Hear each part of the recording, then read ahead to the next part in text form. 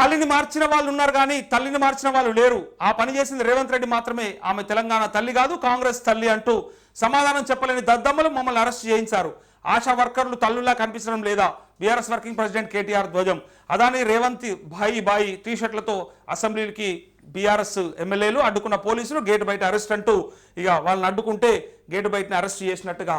ఇక అప్పుడు అట్ల నిర్బంధాలు, ఇప్పుడు ఇట్ల నిర్బంధాలు. చూడుర్రి, ఎవరి హయాంలో వాళ్ళు చేస్తుర్రు. ఇప్పుడు వాళ్ళకి అవకాశం వచ్చిందని వీళ్ళని రాణిస్తలేరు. అప్పుడు వాళ్ళని కూడా గట్టినే చేసిర్రు. ఇక మన దాకా వస్తే తప్ప తెలియదు అన్నట్టు ఏదైనా కూడా గంతే ఉంటుంది. కానీ వీళ్ళ మాటలో ఉన్నటువంటి అంతరార్థం కూడా వెతకాలి. ఆలిని మార్చిన వాళ్ళు ఉన్నారు కానీ తల్లిని మార్చిన వాళ్ళు లేరు అంటే ఇది కరెక్టే. ఇది వాస్తవమే. ఇది ఎట్టి పరిస్థితుల్లో తల్లిని మార్చాలని ఆ దుర్బుద్ధి అట్లాంటి దురాలోచన అయితే ఎవరికి ఉండదు. ఉంటే ఆలిని మార్చే అవకాశం ఉంటుంది. ఒకవేళ ఇంకేదైనా సరిగా సఖ్యత లేదు అనుకుంటే వదిలేసుకోవచ్చు. కానీ తల్లిని అయితే మార్చేటోడు ఎవడు ఉండడు. కానీ వీళ్ళు మార్చిండ్రు. మనం అప్పటి నుంచి ఏ తల్లి విగ్రహాన్ని అయితే పూజిస్తూ ఉన్నామో, ఏ తల్లిని అయితే మొక్కుతూ ఉన్నామో ఆమెను మార్చి వాళ్ళకు నచ్చినట్టుగా తెచ్చుకుంటారు. అది తెలంగాణ తల్లి కాదు, కాంగ్రెస్ తల్లి అని చెప్పడానికి. ఇక్కడ కాంగ్రెస్ తల్లి అని చెప్పడానికి ఈవెన్ బీజేపీ కూడా అదే ప్రయత్నం చేసింది. మీరు ఈ అభయహస్తం ఎందుకు పట్టుకున్నట్టు?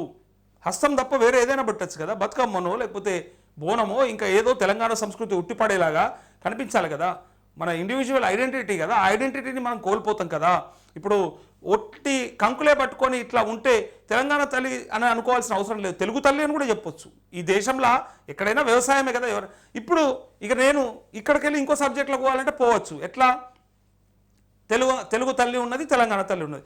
తెలంగాణ తల్లి చేతిలో వరి కంకులు పెట్టిరు. ఈ సన్నాసులు అనకపోతే ఏమంటారు, లేని సవటలు అనద్దా, వరి కంకులు పెట్టిండ్రు. వరి కంకులను విగ్రహంలో చూపెట్టాలి, వరి కంకులను గొప్పగా ప్రమోట్ చేసుకోవాలి. కానీ పండించే రైతులు మాత్రం బొందలు పెట్టాలి. పండించే రైతులు మాత్రం పట్టించుకోకూడదు. వాళ్ళ సమస్యలు, వాళ్ళ ప్రాబ్లమ్స్ అవి ఏమేమి ఉన్నాయో వాటిని తీర్చాలని కోరుకోవద్దు. వాళ్ళ గురించి గొప్పగా చెప్పినట్టు ఉండాలి.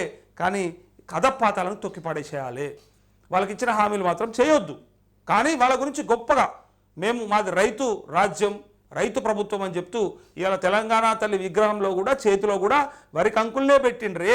మరి గుండెల్లో ఎందుకు పెట్టుకోలేకపోతా ఉన్నారు రైతులని? మరి ఆనాడు హామీలు ఇచ్చేటప్పుడు మీతో నైతయా ఏడికెళ్ళి చేస్తారు, గింతగానం హామీలు ఇస్తూ ఉన్నారు, గినిగానం చెప్తా ఉన్నారు, మీరు ఏగలుగుతారా అని చెప్పి బట్టి విక్రమార్కను అడిగితే ఆయన ఒక మాట చెప్తాడు, లేలే కాంగ్రెస్కి మొత్తం ఎరక, మేము ఎట్లయినా సరే నిధులు ఎట్లా సమకూర్చుకోవాలో మాకు తెలుసు, మేము కాళేశ్వరం కట్టవసరం లేదు, మిషన్ భగీరథ వేయాల్సిన అవసరం లేదు, అట్లా వేల కోట్ల రూపాయలను అట్లా లక్షల కోట్ల రూపాయలు ఖరాబ్ చేయాల్సిన పని లేదు, మేము ఖచ్చితంగా ఎట్టి పరిస్థితులల్లా చేస్తాము అని చెప్పి సన్నాయి నొక్కులు నొక్కిరు. ఆనాడు నీతులు చెప్పిండ్రు, అయిపోతుంది ఇక ఎట్టి పరిస్థితులల్లా మేము చేస్తాము, మాతో అవుతుంది అని చెప్పి. ఇప్పుడు ఫండ్స్ లేవు, ఇప్పుడు ఏమంటారు కదా, ఇప్పుడు ఏడుపులు ఏడుస్తూ ఉన్నారు, వగల ఏడుపులు అంటారు వీటిని. ఇప్పుడు ఏడుస్తూ ఉన్నారు, పైసలు లేవు, ఇక్కడ నిధులు లేవు, ఇక్కడ ఖజానా ఖాళీ అయిపోయింది, కేసీఆర్ మొత్తం కథం పట్టిండి అని చెప్తారు. కేసీఆర్ కథం పట్టింది మీకు తెలియదా? మిమ్మల్ని గదే కదా ప్రశ్న అడిగింది ఆనాడు మిమ్మల్ని. మరి మీరేమో అప్పుల రాష్ట్రం అంటూ ఉన్నారు, మీరు ఇచ్చిన హామీలు చూస్తేనేమో ఒక 100 ఏళ్ళు పెట్టుకున్నా కూడా అయ్యేటట్టు అనిపిస్తలేదు. మరి అయ్యే పరిస్థితి ఉన్నదా అంటే లేలే ఖచ్చితంగా అయితే అని చెప్పింది మీరే. ఇలా ప్రతిదాన్ని కూడా కొర్రీలు పెట్టుకుంటే ఎక్కడికక్కడ కడి చేసేది మీరే. నేనేమంటా ఉన్నా అంటే ఏది చేయడం చేత కాదు వీళ్ళకి. పక్కాగా చెప్తా ఉన్నా, ఏది చెయ్యలేరు. ఎంతసేపు దీని చుట్టే టైంపాస్ చేసి ఇట్లాంటి విషయాల చుట్టే మాట్లాడుకుంటా కథం పడతారు. చూడురి.